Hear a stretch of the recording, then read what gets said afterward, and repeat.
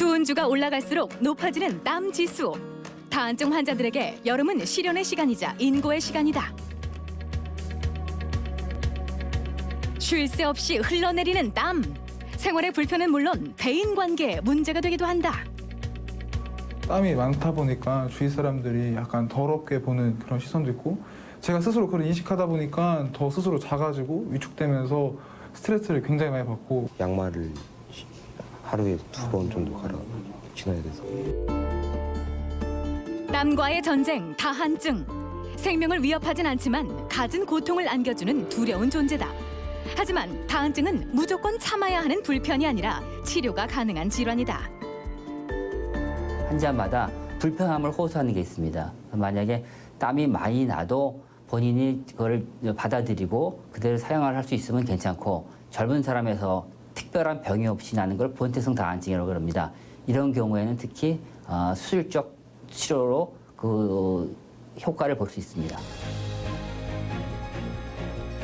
여름철이면 더 심각한 고민을 안기는 다한증. 적절한 치료법은 없는지 알아보자.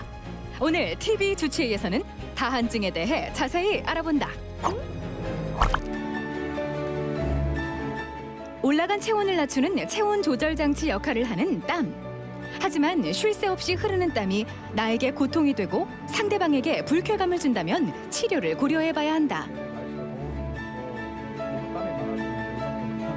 많이 나게 되면 일상생활 하기 어렵죠? 예, 특히 학창 시절에 제가 급속도 사춘기가 되면서 이게 많이 뚜렷하게 나타났고, 이게 이제 성인이 되면서 이제 긴장되는 자리나 어려운 자리에 가면 유독 더 심해지는 것 같아요. 날씨가 이제 완전히 습해지면 이제 겨드랑이랑 좀 발 쪽까지도 이제 좀 땀이 많이 나고 있어요. 이제 성인이 되고 나서 면접을 보게 되거나 이제 웃 어른을 이제 만나게 됐을 때도 굉장히 긴장한 사람처럼 보이게 되고, 뭐만 해도 당황하는 것처럼 보이게 되니까. 특히 이 환자 같은 경우는 지금 손하고 겨드랑이에 집중으로 땀이 몰려 있죠. 그러다 보니까 아까 환자가 얘기한 것처럼 사회생활을 하는데 지장을 받게 되고, 그러다 보니까는 스트레스도 받고 또 직장생활이나 다른 대인관계에 문제가 되는 거죠. 다한증은 육안으로도 충분히 진단할 수 있다. 하지만 수술을 하기 위해서는 기본적인 검사가 선행된다. 먼저 혈액 검사로 전신 상태를 확인하고 X선 검사를 통해 폐의 상태도 체크하게 된다.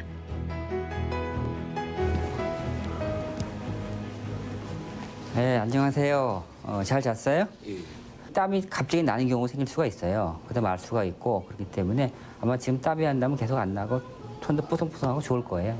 이 환자 같은 경우도 손하고 겨드랑이에 과도한 발한, 땀이 많이 났죠. 특히 손 같은 경우가 가만히 이렇게 들고 있어도 뚝뚝 떨어질 정도로 상당히 심각해가지고 결국 수술을 결정하고 수술을 시행했습니다. 수술한 결과는 바로 이제 땀이 말랐기 때문에 손이 뽀송뽀송하고 따끈따끈하게 아주 만족도가 높게 수술이 잘 진행된 환자입니다.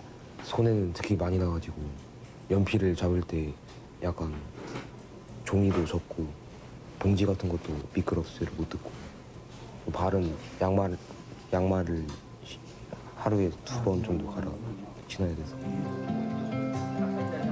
다한증으로 인한 불편함이 계속될 때 근본적인 치료를 위해서 수술을 선택하는 경우도 많다. 그리고 다한증의 종류에 따라서 수술 방법이 결정된다. 손이나 얼굴 같은 경우에 과도한 발한이 있게 되면은 사회생활을 하는데 많이 위축이 됩니다. 그리고 본인 스스로 스트레스는 많이 받고, 그렇기 때문에 많이 땀이 나는 환자에 있어서는 수술을 해줌으로써 이제 사회생활을 하는데 훨씬 편하고 또 본인 스스로 스트레스를 받지 않게 할 수 있는 기 위해서 수술을 하는 거게 됩니다. 생활의 불편함은 물론 누구에게 말도 못하고 소가리를 할 수밖에 없는 다한증 환자들. 부끄러워하고 숨기려 할수록 다한증으로 인한 고통은 점점 더 심해질 수 있다. 다한증을 극복하기 위한 보다 적극적인 대책을 세우는 것이 생활 속 고통도 덜고 마음의 건강까지 지키는 방법이다.